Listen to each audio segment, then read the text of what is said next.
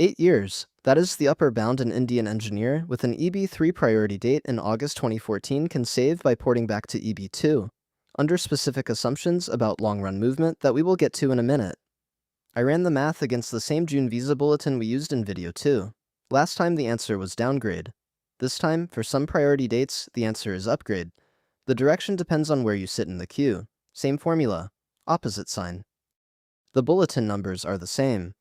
EB-2 India September 1st, 2013, currently unavailable through September 30th. EB-3 India December 15th, 2013. What changes is the assumption about long-run movement. EB-3 India is carrying a downgrade wave inventory from 2020 through 2024. Thousands of interfile EB-2 holders who downgraded with their original priority dates intact.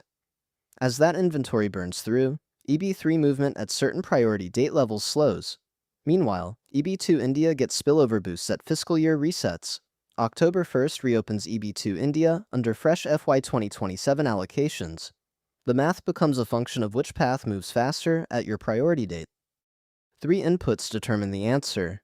Years until EB-3 reaches your priority date if you stay.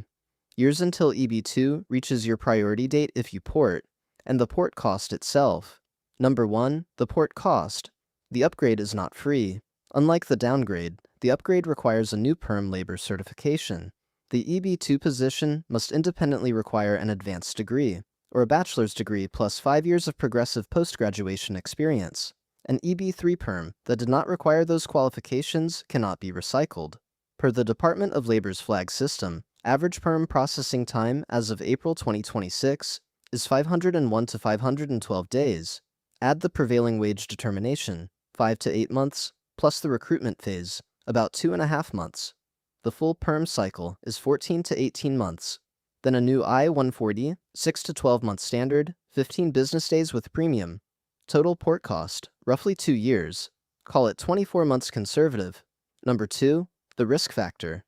PERM denial rate in FY 2025 was 2.41% baseline, but 25 to 35% of filings face audit, and audited cases have 40 to 67% denial rates.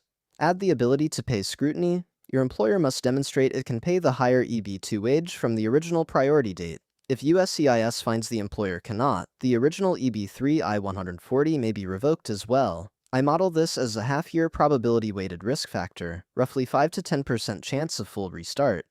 Number 3, the formula. If the net is positive, port. If negative, stay. Let's run 3 scenarios under midpoint assumptions. EB-3, India advancing at 5 months per year long run. EB-2 India at 6 months per year on FY 2027 spillover. Scenario 1, Sarah, priority date August 1st, 2014. Sarah is close to both current cutoffs. The stay EB-3 path depends on how fast EB-3 advances at her priority date level. If the downgrade wave inventory choke at PD 2014 levels persists, say EB-3 stalls to 2 months per year at her level, she waits 5 to 10 years staying put. After the October FY 2027 reset, EB-2 returns to July 15th, 2014, past her date. She is current under EB-2 immediately, plus port cost. Total upgrade path, 2.5 years. Net benefit, roughly 8 years saved if EB-3 stalls at her PD level. Optimistic case. Scenario 2, Mike. Priority date March 1st, 2019. Mike is deeper in the queue. The gap from EB-3's current cutoff to his date is 5.25 years. At midpoint EB-3 rate of 5 months per year, his stay EB-3 path is about 12.5 years. From EB-2's projected July 14 position, the gap to March 2019 is 4.7 years. At 6 months per year, that takes 9.5 years. Plus 2 years port cost, plus half a year risk. 12 years total upgrade path. 12.5 minus 12 equals roughly half a year saved if you assume my numbers exactly. But layered on top of 2 years of port cost uncertainty plus revocation risk, the realistic expected value is 2 years lost. Scenario 3, Rajesh, priority date November 1st, 2022. Rajesh filed less than 4 years ago, stay EB-3 at 5 months per year, about 15 years. Upgrade EB-2 path, gap of 8 years. 3 months at 6 months per year is 20 years, plus port and risk equals 22.5. Upgrade loses 7.5 years. For late priority dates, the longer EB-2 path compounds. EB-3's faster sustained movement at depth wins. You have probably noticed that the three verdicts depend heavily on assumptions about long-run movement. They do. That is the honest answer. Last bulletin's 12-month moving averages cannot be extrapolated unchanged forward for a decade. Here's the rule that survives the assumption noise. Port works when one path moves dramatically faster than the other at your priority date level, fast enough to overcome the port cost. For the upgrade direction, that means EB-2 India would need to catch up to your priority date faster than EB-3 India can, by more than 2.5 years of advantage. That happens at priority dates near where EB-2 India can land after a spillover jump, while EB-3 stalls due to inventory burden. It does not happen for most priority dates in the middle of the queue, where EB-3's faster sustained movement compounds. If you do not know which case you are in, the formula tells you. So this is the structural lesson. Port direction is a function of priority date, not category.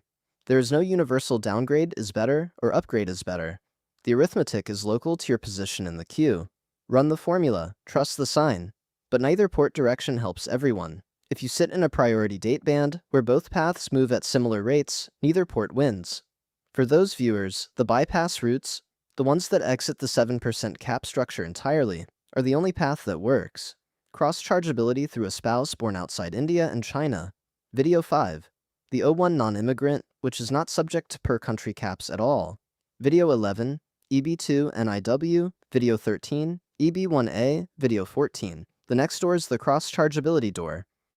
The next visa bulletin drops June 13th. Then the FY 2027 reset on October 1st. We will run the numbers each time. Subscribe. Real numbers. Real weight. USC's data only.